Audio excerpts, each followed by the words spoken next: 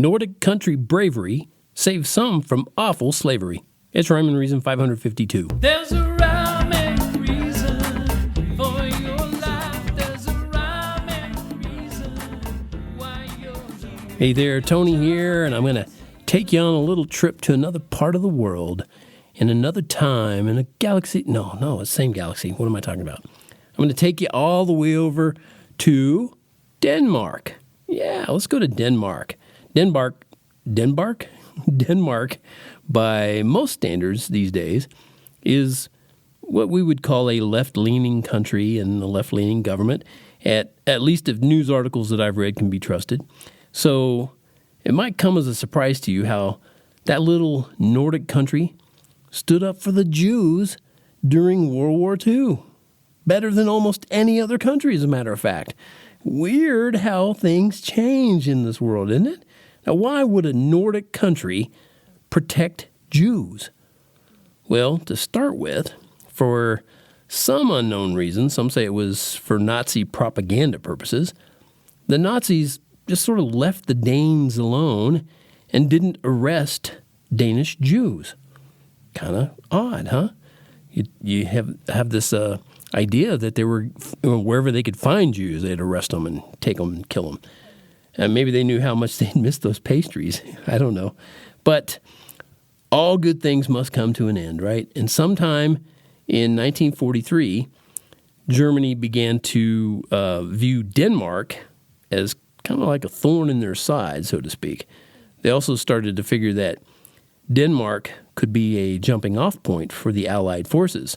And believe me, that was being put into play. And, the Germans weren't stupid enough to not think that would happen. So Hitler decided to put the hammer down on Denmark. But fortunately, a guy named George F. Duckwitz, and I hope I'm pronouncing that somewhere close. That's the way it's spelled, except George in their language doesn't have an E at the end of it. Anyway, he was kind of up in the Nazi ranks, and he was a Danish person up in the ranks of the Nazi stuff. And he was able to warn the Danish government about Hitler's plans, and he let them know that Hitler planned to capture all the Jews in Denmark and send them to concentration camps. Yeah, it got that way finally. But that's where it gets interesting. Denmark didn't just bow down to Hitler. What? Yeah, they didn't. In fact, they refused to hand over their Jewish citizens. How cool is that? And they said it was because those Jews were Danish citizens. Imagine a country standing up for its citizens. Wow, what a concept. But not only that, but get this, Denmark, their political leaders even encouraged Danes to hide and protect Jews. What? Yeah. Like I asked before, why would a Nordic country do that? Was it because of some sort of economic advantage to Denmark? Or, was it because it was an election year? A lot of things get bandied around, as we well know right now. And politicians don't want to look bad, right?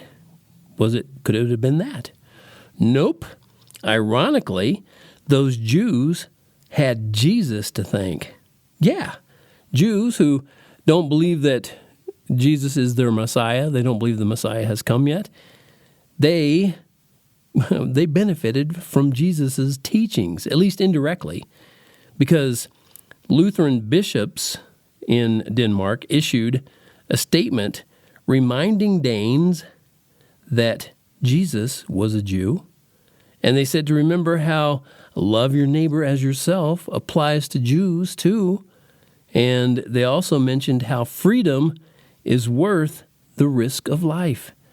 That was actually official messages going around. Can you imagine?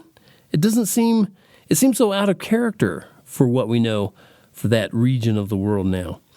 But then they reminded their congregations, these Lutheran bishops, they reminded their congregations of something so uncompromisingly crucial to keep in mind, that it's better to obey God rather than man.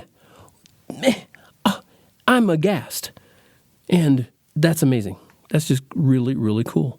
It's better to obey God rather than man. They were saying that. So on October 3rd in 1943, a Lutheran pastor named, and it's spelled Kjeldgaard, and I'm thinking that's Kjeldgaard Jensen, read the bishop's letter asking to protect Jews. He read it to his congregation. And the little town hid Jews, and they raised money to have them ferried to safety in other countries, and they even risked their own lives in other ways to protect their Jewish neighbors. Now, countless other Danish citizens hid Jews too, and they helped to get them to safer places. And even though many Danes and Jews still lost their lives in those heroic efforts, many more were saved from the cruelty of Hitler and his thugs. And there were plenty of other stories of courage too. And because Denmark defied Hitler, 95% of its Jewish neighbors survived the Holocaust. Imagine that, 95%. The people in Germany didn't stand up for their fellow citizens. And no, they went ahead and went along with Hitler. But in Denmark, they stood up for their fellow Jewish citizens and saved 95% of them. That's nothing short of amazing, especially considering what sort of government exists in Denmark today. But it goes to show how doing what's right is essential to those who are salt and light. I hope you'll take that message to heart. And this election time, when things are coming up about masks and mandates and all that kind of stuff, be willing to stand up for yourself and for your neighbor. Love your neighbor as yourself and love yourself. And that'll do it for this episode of Rhyme and Reason. Thank you so much for tuning in. It's always brought to you by TonyFunderburk.com. And that's where you can go get the t-shirt that says, Life has Rhyme and Reason because God made you. There's a